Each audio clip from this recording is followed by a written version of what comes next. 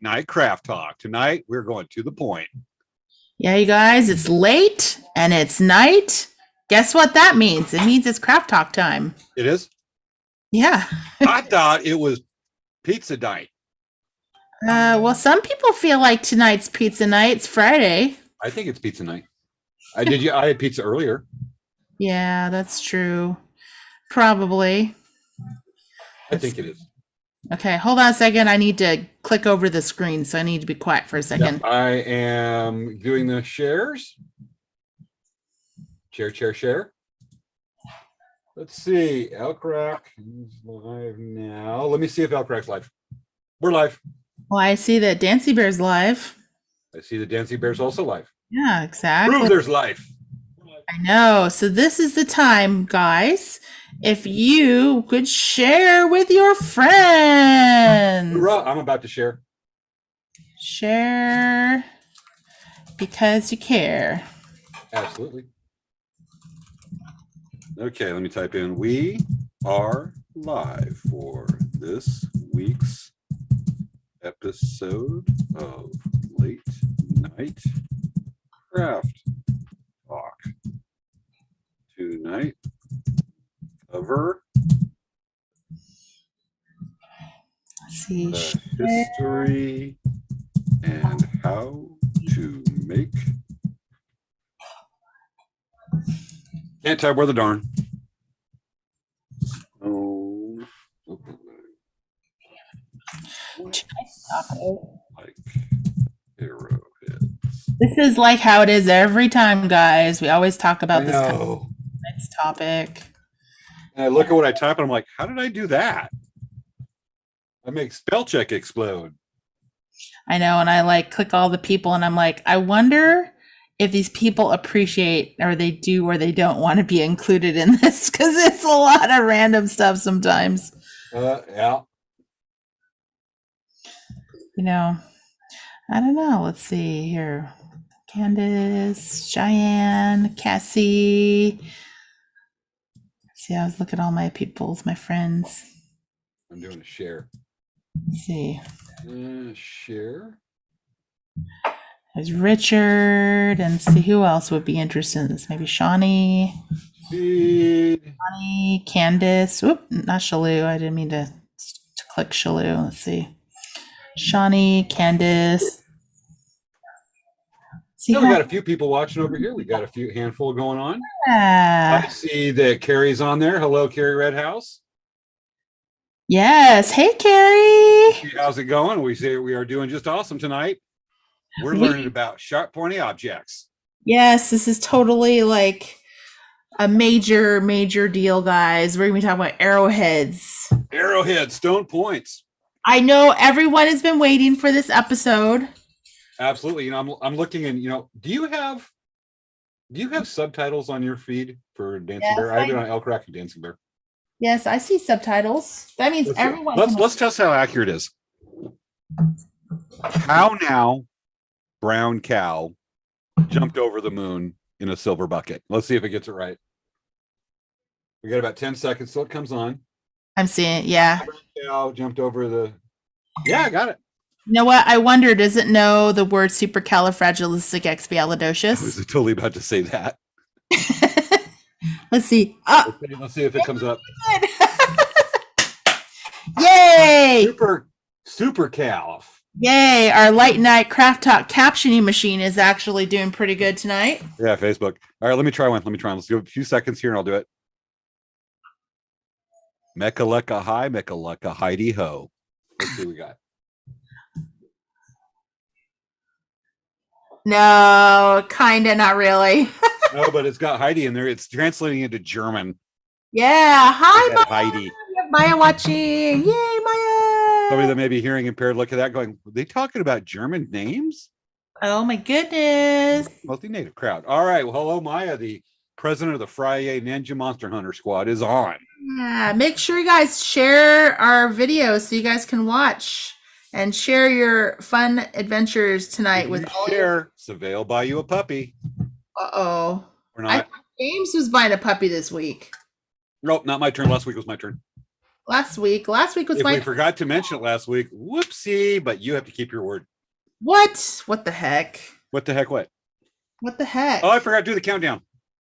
Oh no, really? Yeah. Oh, So yeah, let me take care of that. James, what the heck? You forgot I know. to I failed. We're about 5 minutes out, so I'm going to take it to 5 minutes. Let's go right here. Okay, we're at 5 minutes. Okay, yeah, we're at 9:58. Savea, this is what you get for hiring from Craigslist. How many times have I told you? Yeah. Oh, you guys would love this. Yeah, my camera's off, but the cat is in the camera. In the camera? Yeah, he's like in the. You guys will get a full view of a cat. Hoorah, I guess. Yeah, the doggies are all here. The kitties here. So, folks, if you don't, we're going to give a little primer for tonight. We're going to be talking about such things as throwing spears.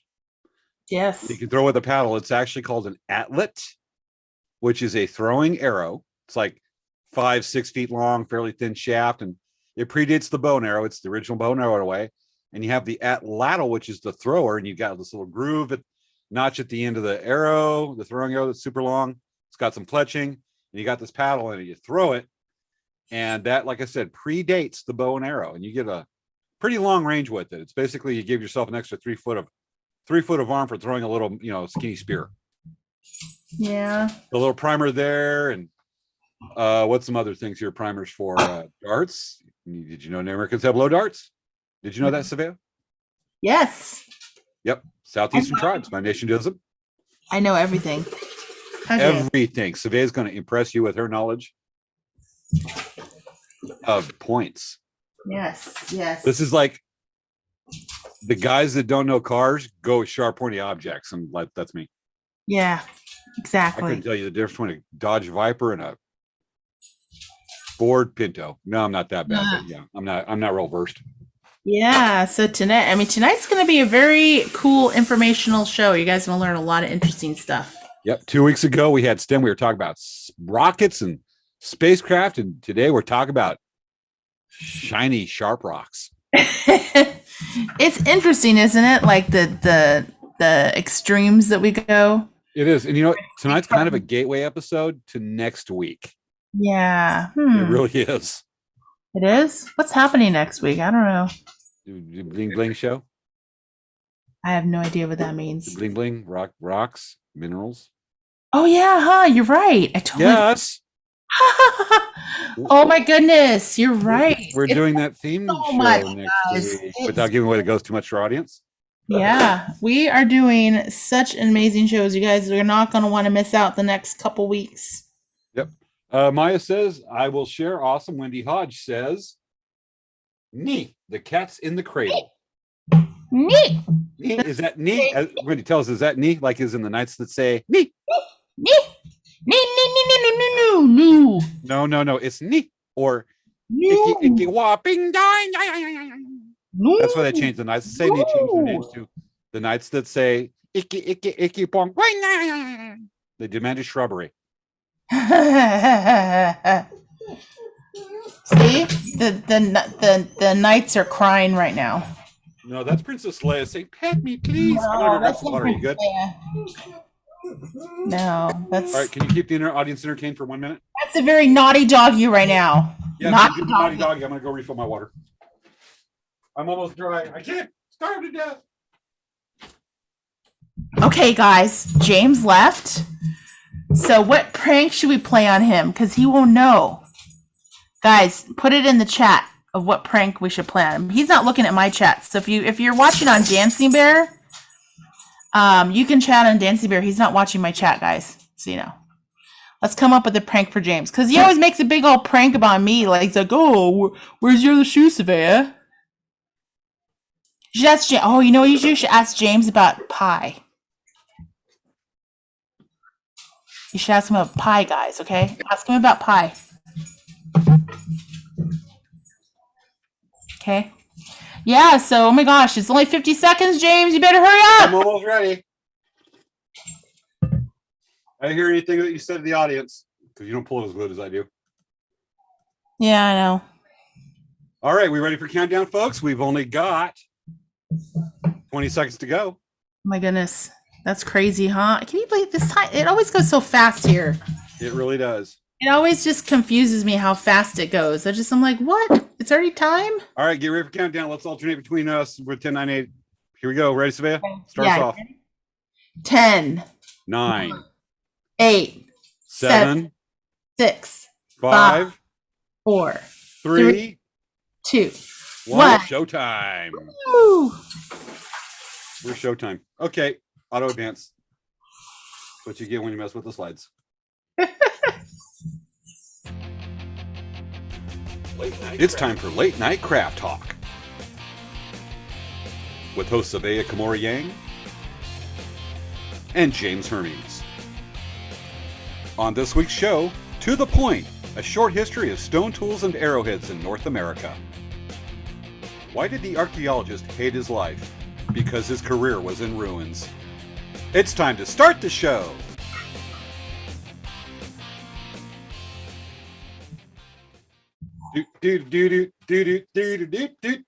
What is up with that volume?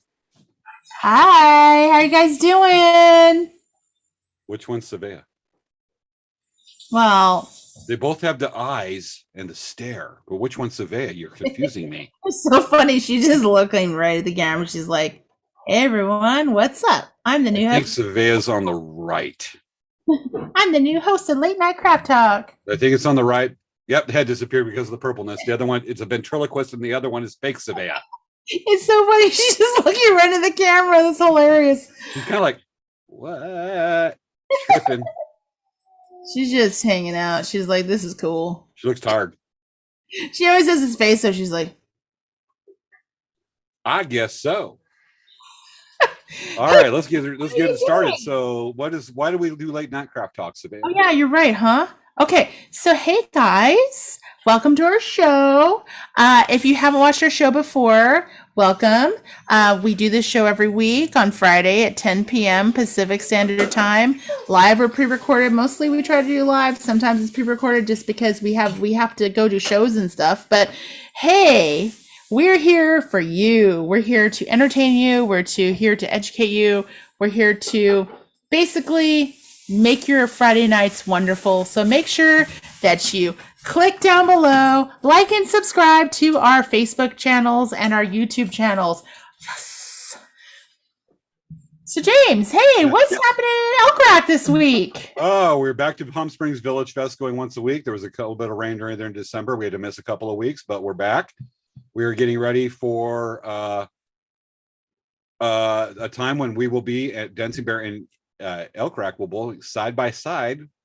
You will find us at the Saboba Per Cap this Thursday. Yes, we're going to be at the Per Cap. Woo-hoo. Yes, and that's going to be awesome. We're going to be side by side. You can see Savea and I both in the same place. Unfortunately, the website's still down. I'm still fighting with the company on SSL, and it's going to come to a head this weekend. It's got to be covered. Then I can start getting stuff up there because I'm getting emails from people asking, dude, when's your site back up? I'm like, believe me, I'm working on it. It's turned into an epic. It's kind of ridiculous. But other than that, had a little break. I got some cool stuff to show on the Elk Rack website of a river trip last weekend, but I'll get into that as soon as we hear about the cool stuff at Dancing Bear. James, really quick, you should give everyone your personal phone number so they can place calls and call and order you every minute of the day, 24/7. Let me get that number up right now because that is actually a really good idea. 555. No. I'm about to post the real number. It's going to be 760-715. 5555. I was about to give your phone number. You know what? If you gave my number, I'd say, "Oh, this is Elk Rack. Okay, what's your credit card? Okay, we'll charge you $1,000." I tell us a Google Voice. My email is info@elkracktraders.com. I would totally set up a Google Voice and say Dancing Bear when they come up and go, "Hello, this is Dancing Bear. Oh, Now we don't sell beads. oh my goodness, terrible! We don't sell beads. You're terrible. The bear is actually British." Princess Leia does not approve. She's looking away from you right now, and she's making her head disappear. I'm looking away from you. She's like, I'm looking away. I am too. She's All right. You guys don't even know how happy she is. She's sitting here with me doing the show. She's like, I'm Does so. she know how to use her legs? She actually does, but she prefers to sit on my lap or have me hold her. All right, because you're like that guy, that bad guy from James Bond from Spectre, who's always petting the cat. And if you set the cat down, the cat's like, I don't know how to walk or stand. Yeah, and then she gets up and she starts walking around like blocking the camera Around the camera. right now. Camera. Yeah. Do a proctology exam with your dog right now in the webcam. Okay. All right. Okay. What's going on with Dancing Bear? Yes. So Dancing Bear. This is funny, right? This is hilarious. Like Princess Leia is just walking around in front of my camera. Okay. Sit down, Princess Leia. Okay. So this week at Dancing Bear, we sent out a whole bunch of packages to all of the CDCR locations in California that has a Native spiritual leader. So that was pretty cool. And we got our first order last week. So it's a little bit of a learning curve. We're getting it. We're figuring it out. So we sent out catalog sheets and we sent out order forms and we sent out color cards. So it's pretty cool. We're getting there. So that was what we're working on this week. And let me think, anything else? We did if you guys get a chance on Thursdays, we do our live every Thursday at 2 p.m. And I changed the name of it to Dancing Bear Weekly Update. And every week, I'm going to show you some new products that come in. I'm going to show you how to use some new products or teach you something interesting. This last live that we did, I showed people what the basics of a jewelry making toolbox or a beater's toolbox should have in regards to tools, and talked about like what kind of tools, like how they work. So actually, I also showed you guys how to make earrings. So that was pretty cool.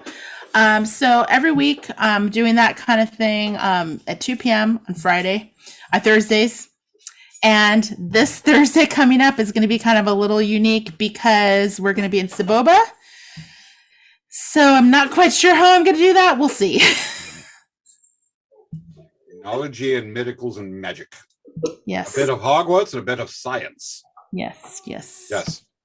So I tried doing a live yesterday morning. Yeah. I was going to do, I do this thing every so often called It's a Knife Day today, go work on one of my knives. Mm-hmm. So I'm setting it up where I'm going to stream. I set up because I run it through OBS, open source broadcasting. When it goes right, you got the cool graphics, looks really professional. Mm-hmm. So I have this thing where it's downloaded on one of my old phones that acts as called Stream Remote, that acts as a remote for OBS. You can set up the scenes, you just press a button and opening credits and all that. So I set it up and got it going on and I'm streaming through the GoPro. It's really cool. I mean, it's overly I make it overly complex, but it just does cool stuff. Yeah. And it works. So I bust one of the grinding wheel and went, well, let me change that out. And I take this little like screw thing that unscrews the Dremel cutoff wheel. Well, it's metal. And my phone that was the remote, the touchscreen, the response to human touch or anything that conducts electricity. Mm-hmm. So I'm doing it. I set the screw down. I don't realize it's on the phone. And it touches the end screen. Yeah. I got the end screen holding on for anywhere from probably a minute to 4 minutes. Wow. And I'm like commenting on the GoPro. And I look over the screen for comments and I went, why is the end screen there? Crud. I look at the phone, the metallic thing hit the end screen. I'm going, well, there's another learn because it's a learning experience. I tell people this is new to me. Where there's going to be maybe mistakes. Every time we do, we'll find new ones, but it's going to get smoother. Mm-hmm. Well, don't put something metal conductive on your touch screen remote for OBS and look more often. Yes. Whoopsie. Yes. So learned right there. Just a little bit. Other than that, I think, should I tell the eagle story from last weekend? Well, sure. All right. So folks, last weekend I was on the river. That just is so rare with me. You know what? You're never on the river, James. Never. Well, I want to be on the river, not in the river. So last weekend I'm paddling my kayak on a 3-day, 34-mile trip with one of our former guests on our show, Helen Howard. And we're in Imperial National Wildlife Refuge between Blythe and Yuma. And this is a great area because this is where the eagles that come down from like Canada and Alaska come winter out. We're going to see eagles. We counted 9 eagles, 4 osprey, 3 hawks, coyote, 5 raccoons, and a beaver. But what's amazing is we're only 2 miles into the trip. We're starting to get that territory. And so he goes, what's that big thing in the tree? It's this cottonwood tree on the California side. And I look over and went, is that a beehive? It's heavy. It's making the branch bend down. I get over there. It is this huge golden eagle. Unfortunately, I don't have any good pictures, but this huge golden eagle. Normally when they see it, they're not much for people. They just fly off and you're like, dang, that thing's big. This eagle's just chilling. Like he's just chilling. And we're like 30 feet from this thing. Wow. It's huge. This thing's got to be 25 pounder. Yeah. And it's like, looks over kind of like, what's up, dude? Chill. Okay. And we're like, he's staying there. This eagle's got to be the most chill eagle. Just like, I call him Surfer Eagle. He was so laid back. Wow. And I'm like, and we're close. We're like, holy cow. And then like a mile later, we see 2 bald eagles on a sandbar that are, because it's mating season. And then we're cruising by, and then all of a sudden they take off, kind of like, dude, you killed the mood, man. You're like the third wheel. But a big stark difference from that first golden eagle going, sup, dude? It was trippy. But it was just that golden eagle. We're like, dude, you're not wound up, because they are highly wound creatures. All right. So, hey, James, I want to tell you something you don't know about me. Do you know that my high school mascot is a golden eagle? So I'm really a golden eagle. I thought it was an aardvark. No. I never asked. Well, it's better than mine. Ours is a Raja that's considered, well, I'll just say it doesn't go well with political correctness now. All I have to say is I'm a golden eagle. So anyway, okay. I'm going to tell this story, and I'm going to paraphrase it to make it look cleaner. Okay.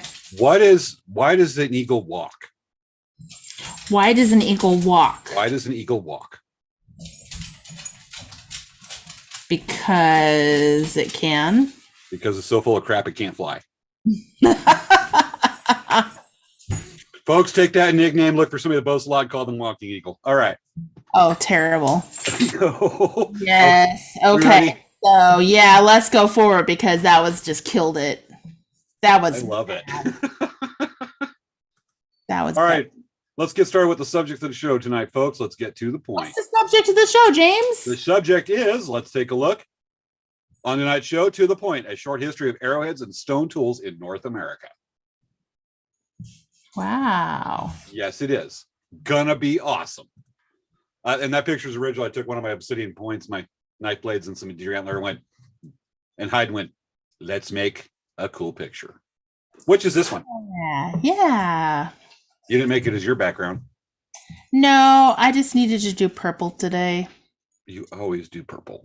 Mm-hmm. I'm adaptable to the show's theme, and you're like, purple. Purple, yes. Hey, Savea, just tell me about arrowheads. It just makes me happy. Did you notice something? Are you wearing earrings? I went to a dinner tonight, and the theme was 1970s and 80s, and I went as James Bon Jovi. Oh, James Bond. Well, you're wearing earrings right now? Oh. Yeah, it's an ear cuff with some abalone hanging down.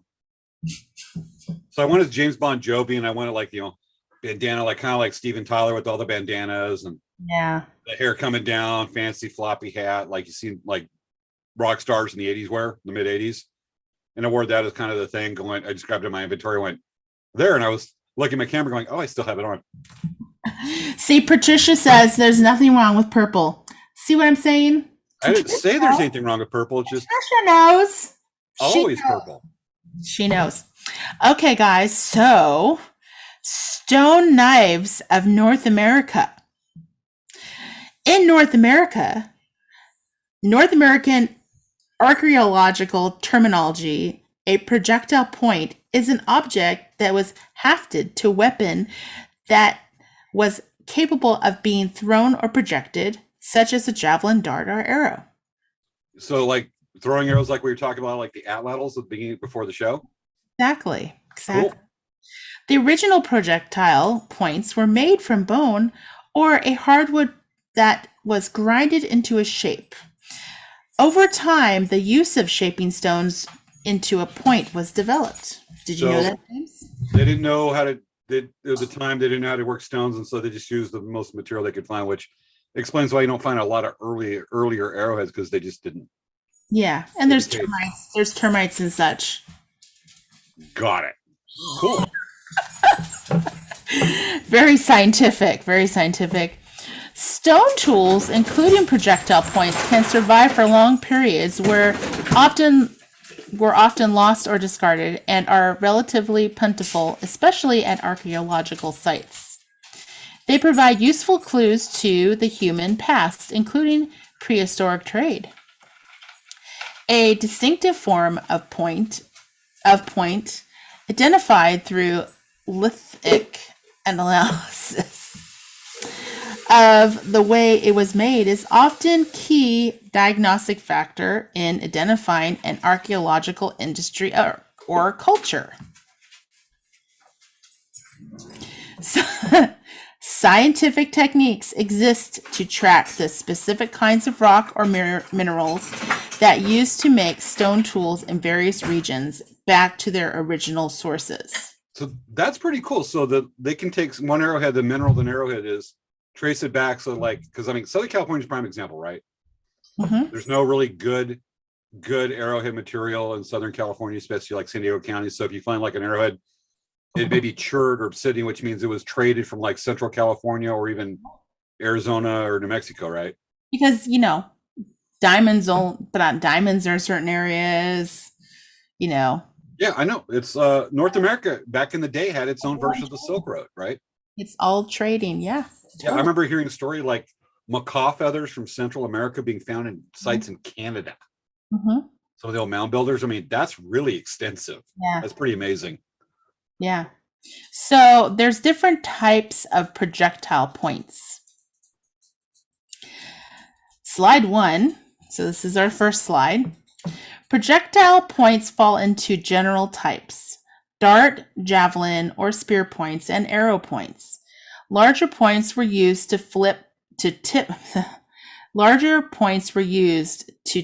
atlatl javelins or darts and spears. Arrow points are smaller and lighter than dart points and were used to tip arrows. Projectile points come in an amazing variety of shapes and styles, which vary according to chronological periods, cultural identities, and intended functions. Okay, I'm digging that. So the different parts. All right. So we're going to see a lot of cool pictures of arrowheads later on, like really cool ones. Yes, exactly. This is a hand-drawn diagram just to give the basic idea of shape what they're about to see. Exactly. That's cool. So we have Clovis points. The oldest stone points in North America are called Clovis points. Clovis points are thin, fluted projectile points created using bifacial percussion, flaking. That is, each face is flaked on both edges alternatively with a percussor. Do you want to describe what a percussor is, James? A percussor is going to be alternatively with a percussor is actually going to be a way to let me show. Oh, come on, backslide. Sorry. See this little thing right there that's sticking up? Yes. Right about centered. That actually is a lip that is created by the ones that make that flute, that groove up the middle from the bottom up. So from like come on thing, from here up to that point, they actually create a place where they can start napping up to create that groove up there, which is very distinctive and very hard to do. Mm-hmm. And that's what they're talking about, that lip, the percussor. Mm-hmm. And so they can use that lip to start grinding their way up. That's the distinctive part. Mm-hmm. To finish shaping and sharpening the points, they are sometimes pressure flaked along the outer edges. This is an example of how stone points distinguish a cultural group. I love that Clovis point. That is so classic. That's really nice. Yeah, let me come on, think slide, go. Okay, here we go. This is various Clovis points. So these are stone points that date back to 1300 and 1500 years ago. And is that right? 13. Is this 13 to 1500 years. Okay. 13,000 to 15,000. There were some zeros apparently missing. Oh, yeah, some zeros missing. I was going to say 1300. Correct. Okay. Anyway. Years ago, okay, let me start this over. These are stone points that date back to 13,000 and 15,000 years ago and are found in North America as far south as Venezuela. The first documented finding of one was in Clovis, New Mexico. Hence, they're named Clovis. Clovis points, along with other stone and bone or ivory tools, have been identified in over 24 artifact caches. These caches range from the Mississippi River to the Rocky Mountains and Northwest United States. There was once a fluted obsidian point found in Baja California that was believed to have been collected from an alluvial fan. There have also been Clovis points found in an alluvial fan in the Mojave Desert near 29 Palms, California. Yeah, matter of fact, one of the people that found that Clovis point, which are very similar to this, but they're made of chert. Mm-hmm. I know one of the people that was on the archaeological dig and they found the Clovis and they're telling me about it. And I'm going, oh my God. It was, I was a kid in a candy store. I got to see one of those Clovis points in the private collection over there. It was found on the Marine Corps base there in 29. What's called the Marine Corps Ground Air Combat Center. God, that's ingrained in me. But to think that thing was probably hunting mammoth is humbling to see it. Yeah, I've actually never in my lifetime seen or found an arrowhead out and about. Yeah, I want to address that toward the end of the show on that one too. It's not a cultural thing. Anyway. Little is known about the people that made the Clovis points, but are believed to be the first distinct cultural groups in North America. For a fun fact, there was once a cache of Clovis points and other stone tools found near Boulder, Colorado. There was a horsehair and a camel hair found in the cache. These animals that roamed North America during the last ice age. These are the animals that during the last ice age. So it's kind of crazy that they found that together. I mean, yeah, we're talking woolly mammoth, horse, camel. Mm-hmm. Lions were in North America during the ice age. That's pretty amazing stuff. Yeah, pretty cool. Yeah. Okay. All right. Folsom Points. Is this a Folsom Point? No, this is a Clovis. That's a Folsom. Yeah. Oh, it is? Okay. Sorry. Folsom Points are a distinct form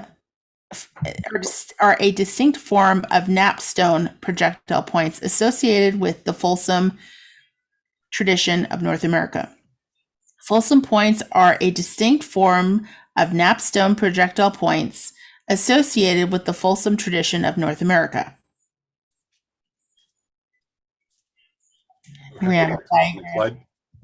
Diagram of Folsom Points. The points are bifacially worked and have a symmetrical leaf-like shape with a concave base and wide, shallow grooves running almost the entire length of the point. The edges are finely worked. The characteristic groove known as fluting may have served to aid hafting to a wooden shaft or dart. Use-wear studies have shown that some examples were used as knives as well as projectile points. They're pretty sharp. I think they make pretty good holes in people. What did you say? And other things? Absolutely. Matter of fact, I have last night when I was in Palm Springs, I had a customer going, "Oh, you put arrowheads as knives." I went, actually, because I had a couple that I had obsidian that kind of had the general Folsom shape, but didn't have the flute up the middle. And that thing goes almost all the way up from what you saw. Mm-hmm. That is extremely hard to do. Mm-hmm. But they're going, arrowheads on knives. I went, actually, you're going to have the arrowhead shape on knives as well as arrows, spears, because for a stone point, it's an efficient shape.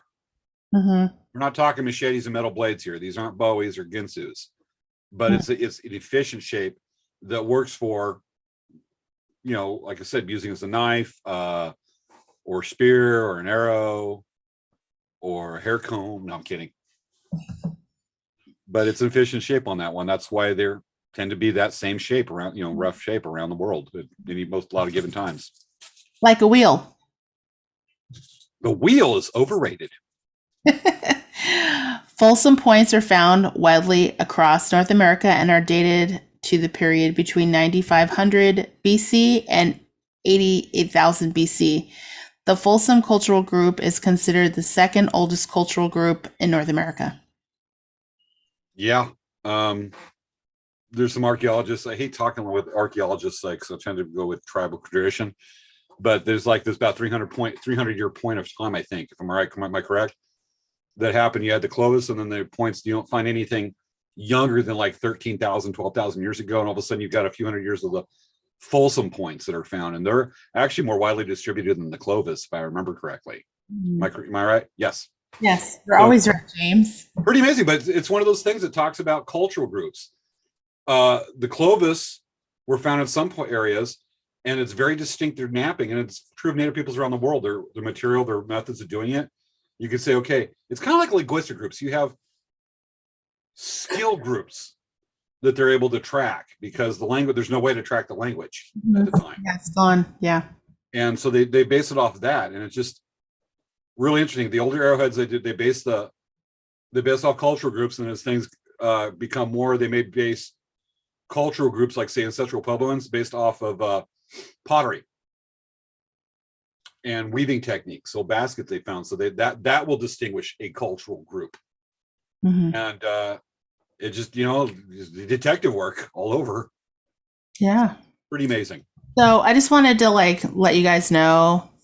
So when you're watching the show and James starts talking about napping and I start doing this, I know what napping is, just so you guys know. It's the difference between an N-A-P-P-I-N-G and K-N-A-P-P-I-N-G. Yeah. We'll explain to you what napping is. If you heard the word pressure flake, we'll explain that in a few minutes. So I just wanted to make sure you guys know that it's intentional to irritate James like sandpaper. Anybody who does napping and hears a joke, it's kind of like a canoe or hearing, oh, let's hear the banjos. We're like, have to hear that again and again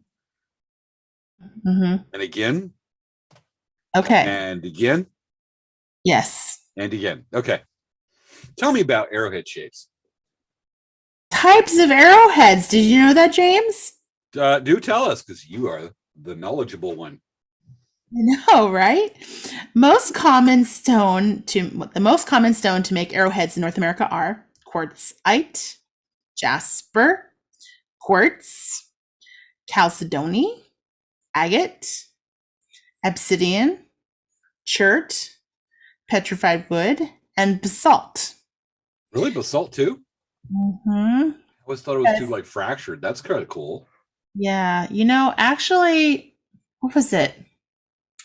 What's it? The metal, that one metal.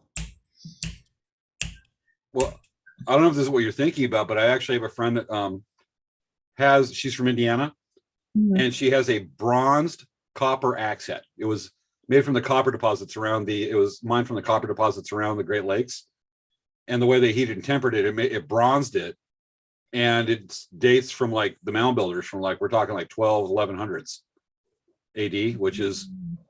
Oh, I know. Cool. I forgot to include it. They also were made out of Bhaskar. Bhaskar steel? I'm going to take some Bhaskar steel. Yes, I'm just joking. Okay. Hit you in the head with that. Bhaskar steel's from Star Wars, folks. That's what the Mandalorian's armor's made of. And lightsabers can't penetrate because it's really dense steel. Not arrowhead material from North America. I thought Mom would approve that. Okay. Back you with my Uru Mueller hammer. The major or vibranium. Hey, you know what? I bet you they make arrowheads out of vibranium. Wakanda does. From Wakanda, for sure. Wakanda forever. Okay. The major types of arrowheads are side notched. Wait, is this the same slide as earlier? Is this the same, supposed to be the same slide? It's a side notched arrowhead. Okay, side notched arrowhead. Corner notched. You have a different picture? There's a corner notch. Okay, corner notched. They are distinct. Straight stemmed. Okay.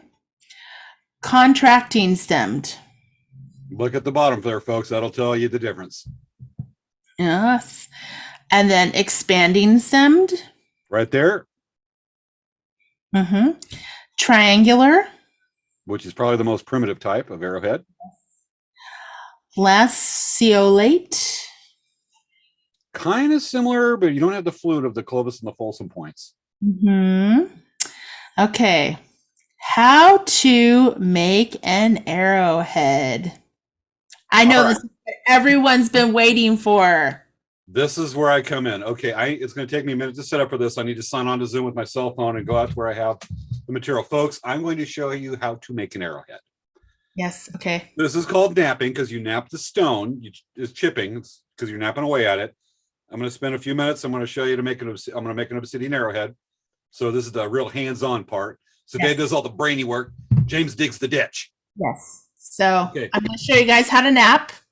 Give me a minute while I sign on, and you can teach people the first part about napping without the K.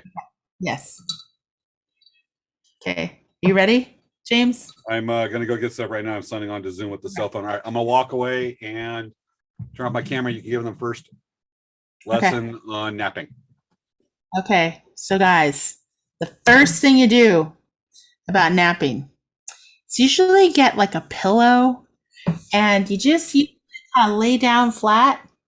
And usually you kind of lay down flat and kind of just rest yourself at an angle, and you just rest your head like this, and you close your eyes and start to breathe at a slower rate. That's how you start your napping. I am in the garage. You are? I am in the garage. I'm getting ready to set up. Here, let me get the phone mounted. All right, folks. Give me a second here.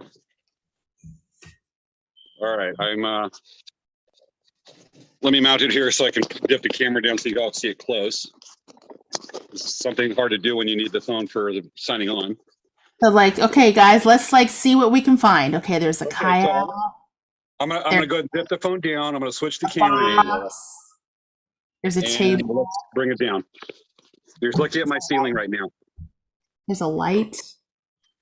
You see the light, Sabea? So there's a bar attached to the wall.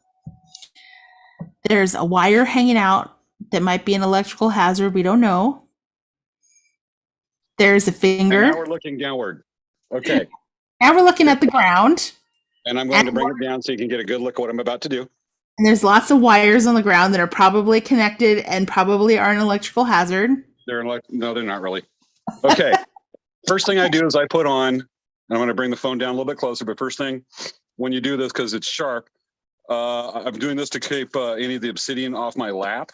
When we get done, usually I nap this over in the side yard, but not going to happen this time. Okay, what you're seeing is that the arrowhead's going to roughly look like this. This is obsidian. Is that coming out okay? That looks great, James. Is it a good angle? All right. Yeah.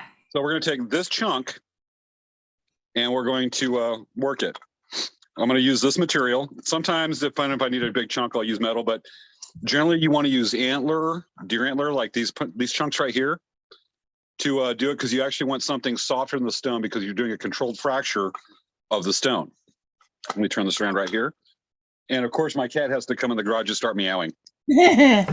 Of course. Perfect timing. So one of the things I'm going to do first is I am going to, because this is obsidian, this stuff's nasty, I put on safety glasses to protect my eyes. That's smart. As much as Savea tells me not to. And because it's fine glass, I'm doing controlled fractures and it's glass, it's naturally occurring volcanic glass.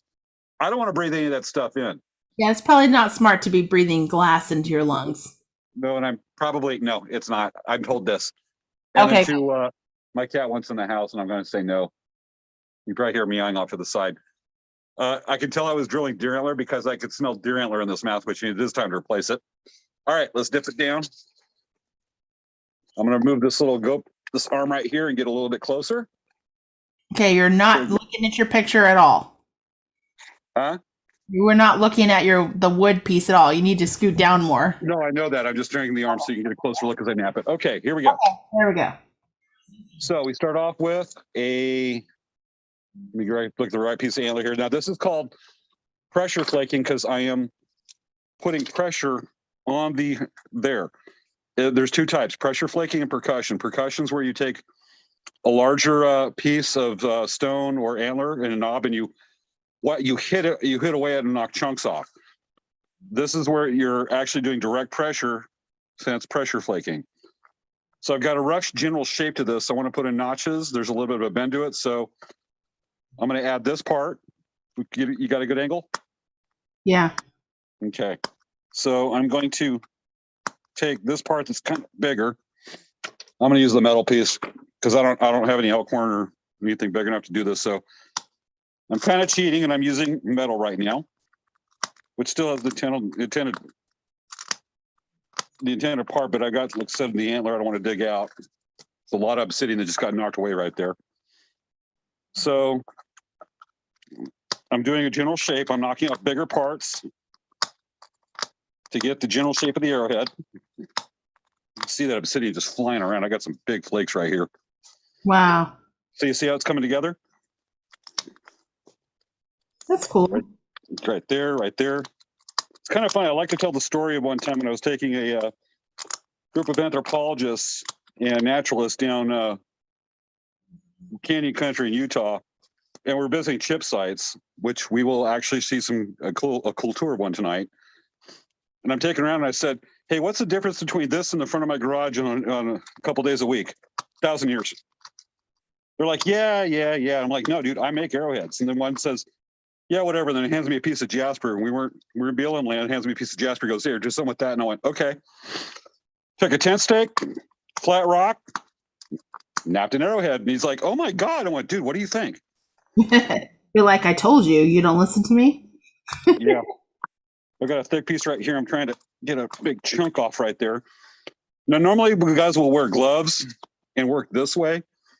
I'm doing a very unusual technique that I work with it opened just because I like to get the flakes on it. So anybody who's a napper or seen videos, they're like, dude, what are you doing? I went, well, this is what I do. I like to see what I'm doing and I actually get better leverage working this way.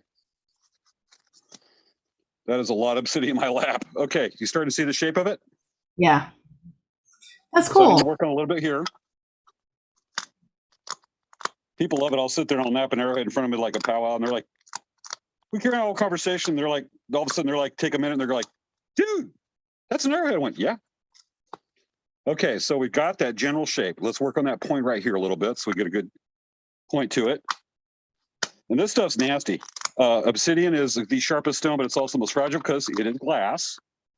Mm-hmm. But it's a great material to learn on. But it's kind of like bull riding. It's not if, but when it will bite you. Okay. So how's that looking? That looks pretty interesting. Yeah. So I got a kind of a bulge right here. So let me tape that down a little bit. I got some hair in my mask. That's not fun. No. Okay, you see that? I just knocked off a big piece, so I'm starting that point starting to look really good, doesn't it? Yeah, it's getting a lot thinner. Mm-hmm. More stabby like. More stabby, sharp, pointy object. So we got that general shape going on the arrowhead now. Mm-hmm. I see that. That's cool. Yeah, I got a little bit more here to work on. What's really neat is like, I go to sites where you can see guys at a chip site and you still see their flakes around. Oh, wow. Yeah, that's cool. Working hundreds or 1,000 years ago. And you're like, dude, I can actually tell from a chip site if the person making it 1,000 years ago or whenever was left-handed or right-handed. Mm. It makes it a little bit more interesting and personal when you can read that kind of stuff. Okay. So it's getting kind of straight there?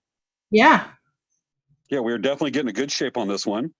We got some good flakes getting there. So on this one, to make it good, we want to start working on this part. What kind of arrowhead do you think I should make on this back end? Concave, expanding, or what? Expanding stem, or should I do notches? Let's do notches. Okay. Let me get it straight right here. Because it's good enough I can get anything in. There's a little bit of blood right there. I got a little cut. Oh I'm man. bleeding for our audience. Yeah, right. Okay, Yeah, so Maya's asking, where do you find the materials for arrowheads, James? a lot of Something you places. want to share? Is that something you want to share online? I can totally share it. Gem and mineral shows. Okay. Look at that great flakes. Remember those flakes you saw on the pictures on the online? Yeah. We're starting to get those really cool flakes now there too. If you can see that, I don't know how it's coming out on Facebook, but I can we're see starting to get those really cool flakes right there. I can see a little bit of the little bit of the kind of rounded kind of divots out. Yeah, that's exactly what we're getting right now. So let me take more of this part out. Material, it doesn't matter. I mean, if you have a stone, you can slab it or knock a piece off. Because in the old days, if you had like a big boulder, you take what's called a hammer stone and you knock off flakes.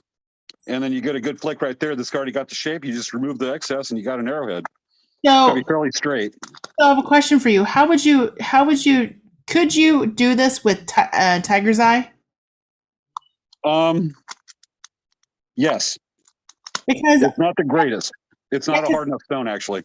really, because tiger's eye, like we got a big slab of it, and I'm like, it was seriously a huge slab. It's like 8 or 9 inches by like 6 or 7 inches, and it's like 2 inches thick.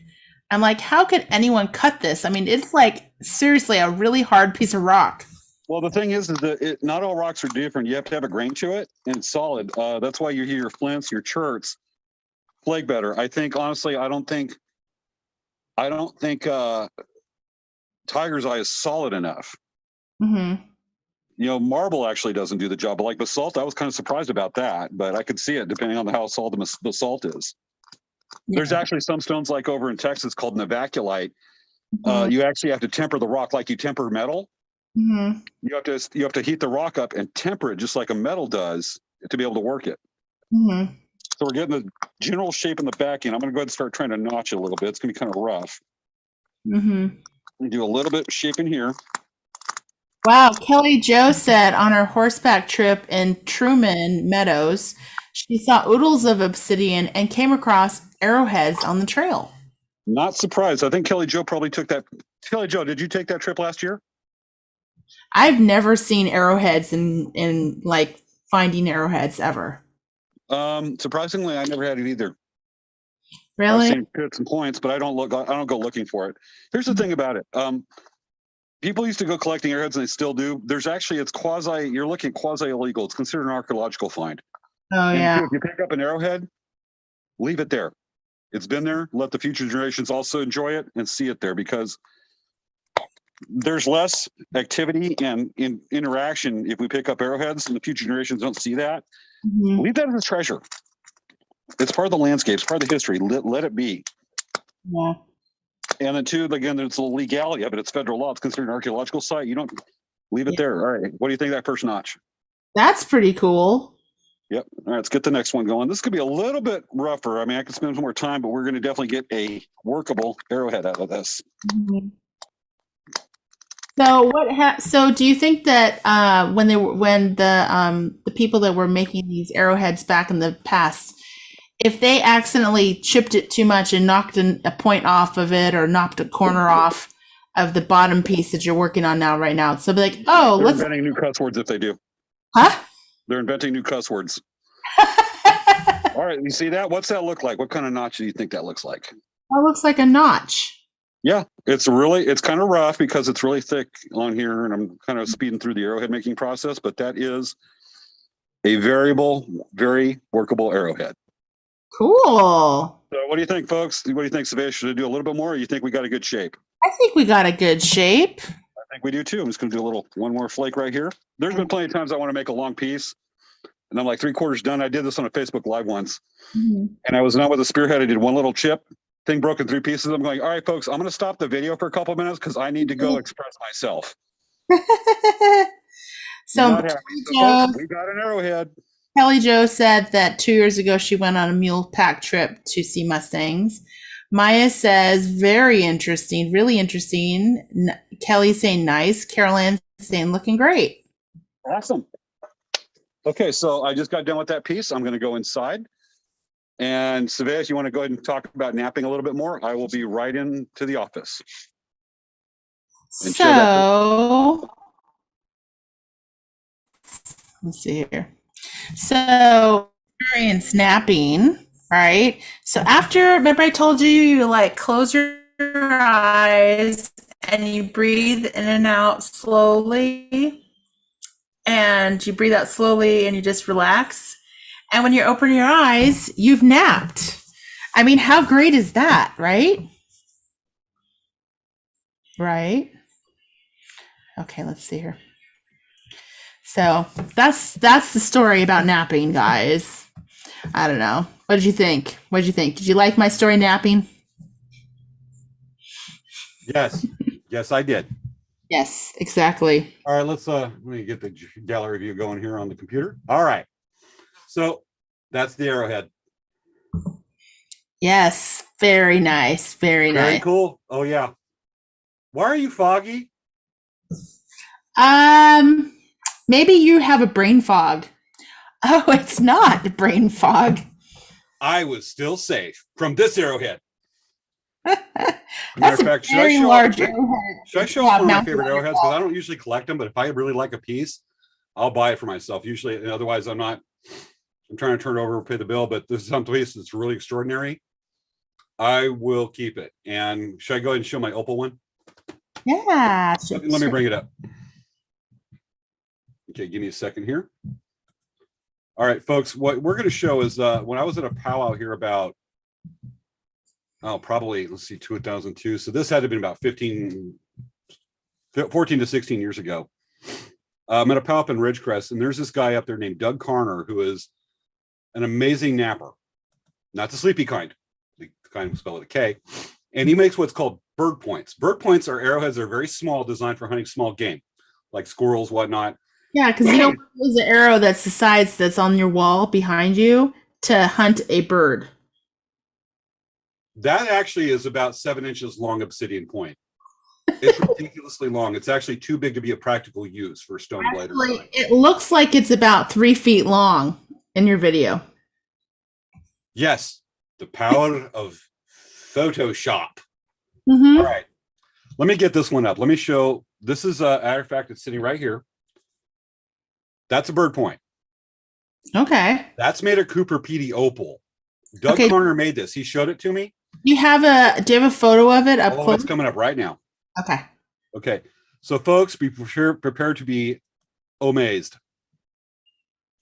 Ooh. That thing is pretty. Wow. And you saw from when I was showing up, it ain't very big. It's about the size, it's about the width of a quarter. Uh-huh. And Doug showed this to me. He goes, hey, look at this. I want to show this to you. And the dude's just a phenomenal napper. Wow. All the bird points. It's so he paid for his Harley. Fire in there. Yeah, the fire in it's amazing. Fire in there. That's beautiful. Cooper PD opals. Dad was a miner. Wow, that is really. Oh yeah. So the dude comes up and he's like, "Take a look at this." I'm going, "Oh my gosh!" I'm like, "This is amazing, dude. You're not getting this back." He's like, I went, "I love this. I do. I mean, I'm keeping it. I'm not selling this sucker." He goes, "You want to trade?" He goes, "Okay." I went, "How much?" He goes, "Well, it's opal, 400. I mean, it's a nice piece." I went, "I have no problem paying that. You want cash? Part cash? Trade? What do you want?" He goes, "Well, I'll trade." I went, "Okay." And he goes, and he's real timid. And he's looking at this like really nice piece of old silver I had, and he's looking at like really high-end pieces. It doesn't take much quickly to add up to $400, and this is 15 or so years ago. Yeah. And he's like, "This is okay?" I went, "Dude, yes." I'm thinking I can make money, but I want that opal point. He's like, "You really want that opal point?" I went, "I'm in love with this thing. It's really beautiful." Oh, it's amazing. I've had people from the Smithsonian look at that going, "That's cool." Mm-hmm. And I'll bring it out to him, but that I gotta show. We're talking about Arrowheads. I gotta show the opal point. What's amazing is opal's such a soft stone. The fact that, dude, it's like napping butter. It is so soft. It breaks. Oh, let me tell you. Oh, yeah. Oh, if opal gets too cold, it actually will just break. Yeah, it's such a soft stone. Anybody that can nap that is tantamount to a gem cutter. Mm-hmm. It's amazing. I have an owie from napping the arrowheads. I have a little bleedy spot. That's not I'm gonna good. wake my mom up and have her kiss my boo boo. All right. So I talked a little about chip sites. Should we take a quick tour of a chip site? Okay, so James, we're running out of time. Yeah, we are. It's a 3-minute video. Okay. All right. So let's watch it. We can talk. We can do a follow up next week briefly with this, and like I said, it's a carryover anyways.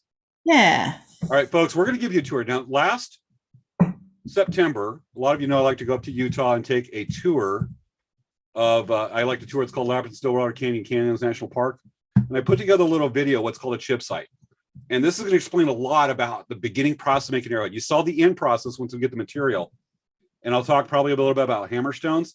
Here it is on the spot.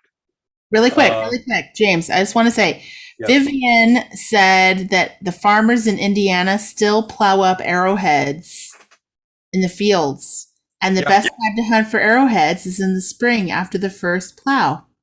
Yep. I have some friends that do that, have showed me points that they've collected to this day. And they're talking about like that. I mean, just think about them.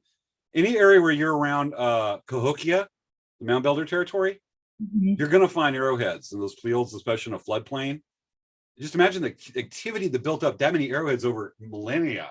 Yeah. Did that. It's pretty amazing. All right.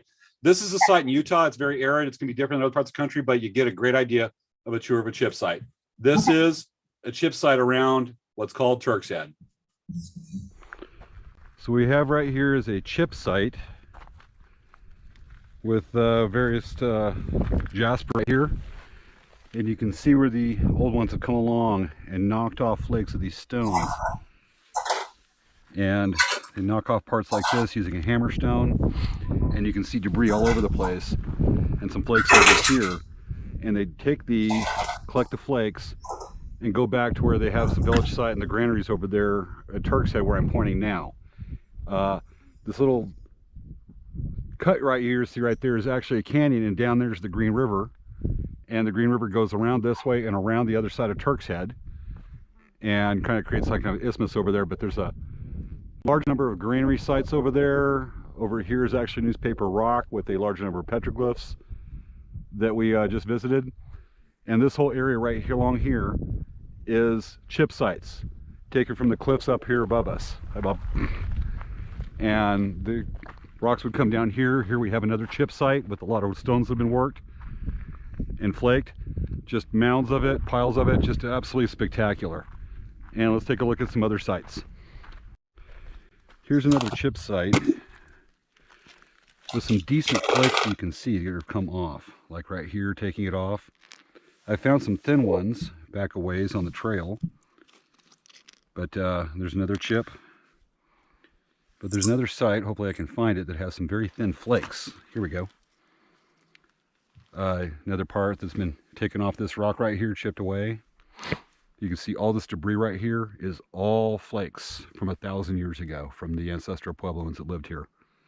And we are in Stillwater Canyon.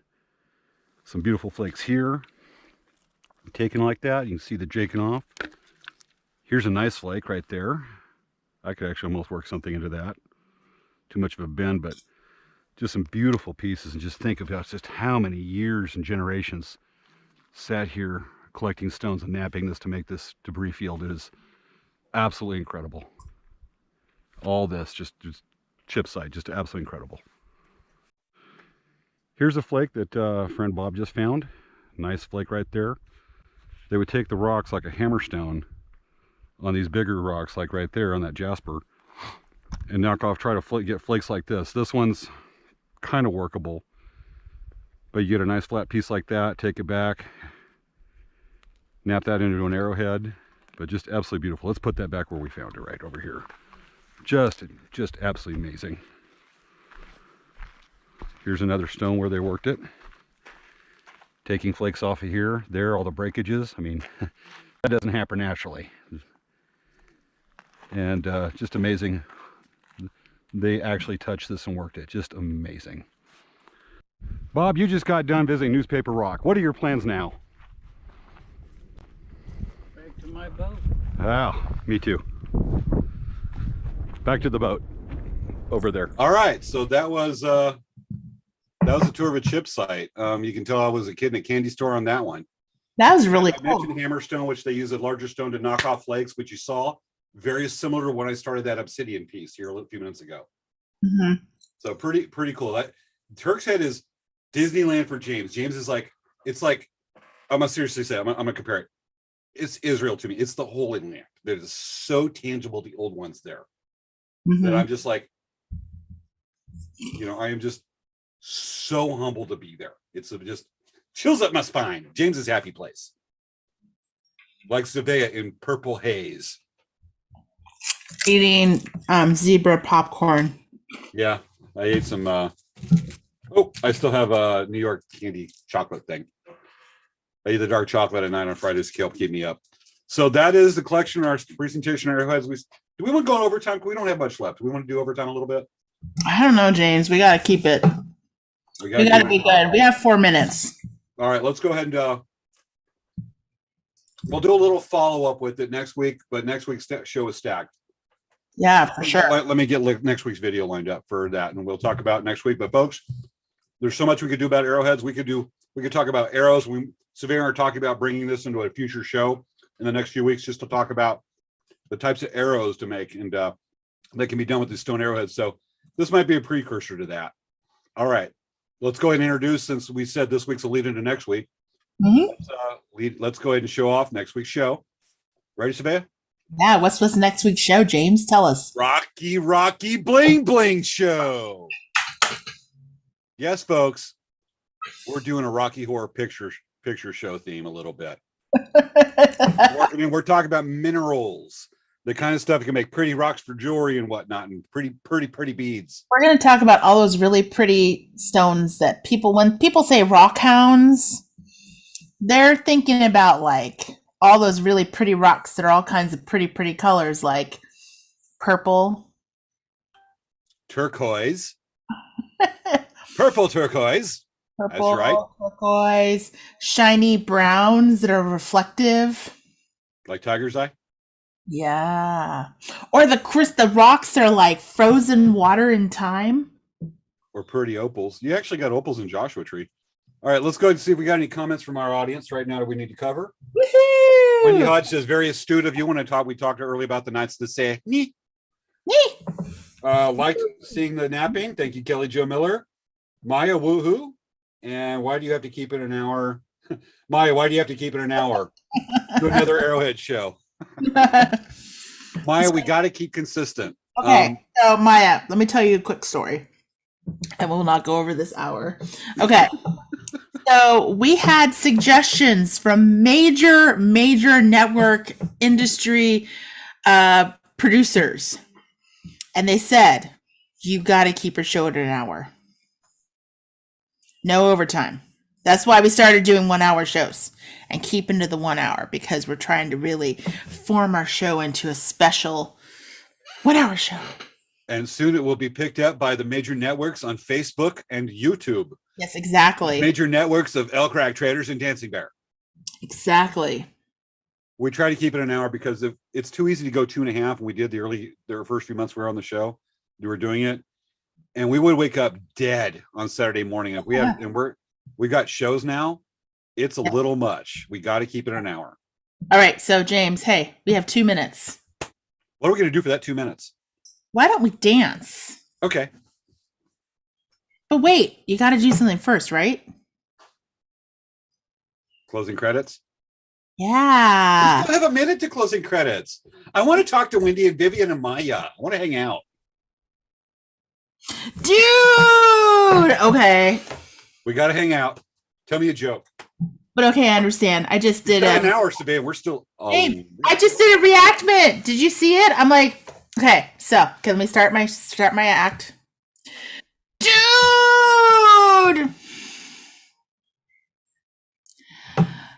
That's my reaction when you tell us we're going to do another knitting episode. I just did a Maya comment on the show. Oh, okay, got it. I thought that was a reenacted meeting. You saying, let's do a knitting episode during our meetings, and I'm going... I just reenacted a Maya comment. Got it. Cool. It's that time. You're pointing at me. I'm getting nervous, dude. All right. We got to end it. Okay, she says she's laughing her butt off. And I love your knowledge and sharing of arrowheads such as Clovis. Okay, let me say it one more time. Laugh my butt off over here. I just reenacted another Maya moment. Okay, can I try it? Yeah, I want you to try. Laughing my butt off.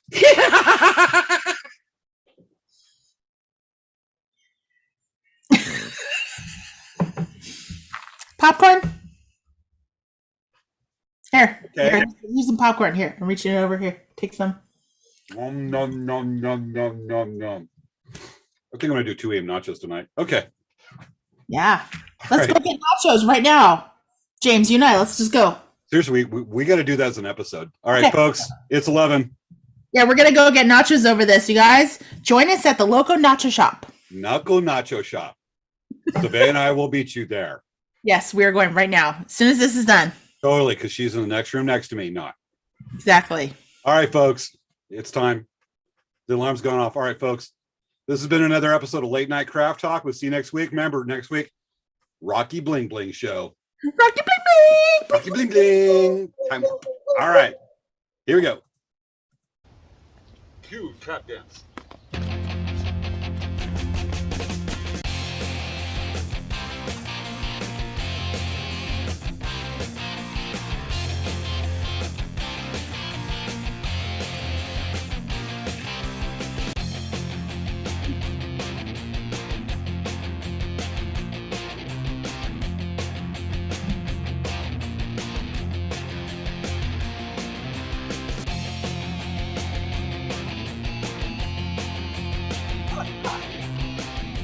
Oh, ain't he cute?